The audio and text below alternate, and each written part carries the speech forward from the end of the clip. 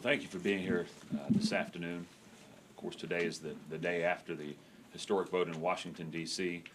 To set us on a path towards government takeover of the healthcare system. And while we have been involved in our own issues here, particularly those of balancing a budget, many of us at times lose sight as to what's going on in Washington, D.C. Well, there's no way to lose sight of what happened last night.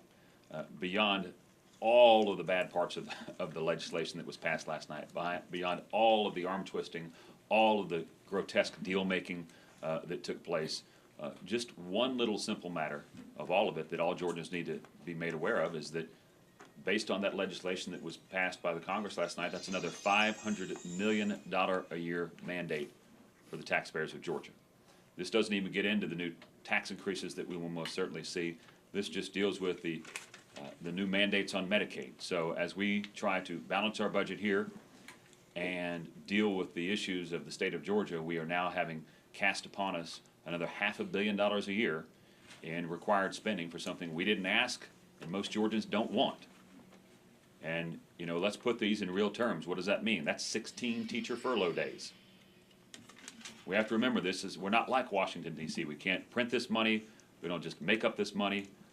These are real dollars. We have real budgets that we have to really balance. It's not a game, as apparently it seems to be in Washington, D.C. The taxpayers expect us to be fiscally responsible. They don't expect us to pass legislation of some pie-in-the-sky dream of the way of utopia as they hope it will be someday. We actually have to do the governing. And when they make mistakes, big mistakes as they made last night, it impacts every one of us, every person in this country, and of course it impacts the people in the state of Georgia as well. The gentlemen behind me, most of them have legislation dealing with not only this, but other facets of legislation that's being considered in Washington, D.C., other major mandates from cap and trade to, of course, the health care plan that just passed, and I'm going to let them talk about it. But, you know, this was not our desire to stand here on the morning after and have to talk about how we're going to respond to what Washington, D.C. has done to us. We have other important things to deal with, mainly balancing our own budget, but unfortunately they've cast this upon us, and we're going to have to respond. So I'm going to let some of the people talk about what they're doing and the individual pieces of legislation. I want to start with Senator Tolleson. He has been very passionate about this issue for a couple of years, particularly in the area of cap and trade, and recognizing that the actions in Washington, D.C. are having a major impact on us getting our economic feet back under us. It is so difficult for us to balance our budget when they're passing down takeovers of health care, when you're talking about cap and trade, when you're talking about card check and these things that do so much damage to our economy. And we continue to battle every day to try to balance the few dollars that we have, and they're just heaping on us, making us work and making it worse. And really, an economy that's already struggling in Georgia is just going to face even a tougher time as they continue to do this. So I'm going to turn this over to Senator Tolleson. Thank you, Mr. Leader. I want to say, first off, I don't come here lightly. You don't see me do a lot of press conferences and send out a lot of different things that are making statements because I just believe in staying below the radar and working all the time. But I am extremely concerned about the country, the way it's headed, the impact it's going to have on the state budgets as we sit here and continue to have a decline in revenues for the last 15 months, and I'm sure that just the passage of that legislation last night will have a negative impact upon the economy going for the rest of this year. When you look at real unemployment in the country, it's between 17 and 20%. Those are big numbers. Those are very big numbers. And as I go across the state and I talk to people in business, a lot of people are extremely concerned about being able to make it through this year. A lot of people have talked to me about their businesses, and they've been in business 30, 40, 50, 60, and one company I talked to 90 years. These are good Georgia companies that have been run right for a long time. The economy staying in its downward slump for such a long time, they're running out of their cash reserves. They no longer have the ability to hang on. And so a lot of them are telling me that sometime by fall, during the year and maybe by fall, that they'll be out of business. Well, that's going to add to the unemployment rolls of our state and our nation. adding another entitlement program yesterday, I think was a major mistake. I think everybody agrees that we have a lot of issues we need to deal with in healthcare. I mean, nobody debates that point.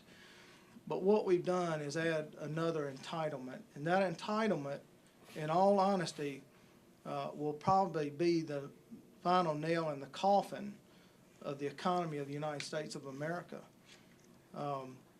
To be able to assume that you can contain these costs with the government basically taking over this large sector of the economy is just not possible. We all believe that people that put those numbers together, that they actually believe in those numbers, but I think history shows you that entitlement programs run far, far, far above the cost that anybody ever projects. I think the President and Congress still have the ability to stop. They have the ability to stop this legislation even now. I think the President worries that it will somehow, not passing this legislation will damage his presidency, and I actually differ with him on that. I think if the President were to stop this legislation and veto it and start over, I think it would say a lot about him. I think it would say a lot about his character if he would be willing to go back to the table and let's focus on the problems in health care, but not have the government take this over. If you look at other legislation, Speaker Pelosi, toward the end of the week, I don't remember which day, said that when we get this done, we have much more legislation coming. And basically, I think she was alluding to the climate bills and card check legislation. The climate bills and card check legislation will add enormous costs to doing business in the United States of America and obviously in the state of Georgia. These bills will increase unemployment in our state and in our nation.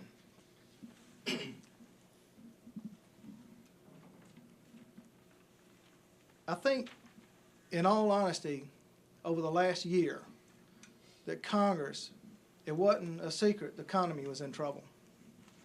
That Congress should have spent its entire time focusing on the economy and creating jobs, not adding government jobs. I mean, here we are passing health care, 16 to 17,000 employees are going to have to be hired by the IRS to track the health care enrollment part. 16 to 17,000 just for tracking one part of this. We need to be focused on the economy from the standpoint of stimulating jobs that are in the private sector. The private sector jobs create revenue for the state treasury, and they create revenues for the federal treasury. And they keep people off the unemployment rolls, and it helps people be able to purchase their own health insurance or get it through their company. I think another thing that we're staring in the face, that when you look at all of this, these kind of costly bills, we're also staring inflation in the face.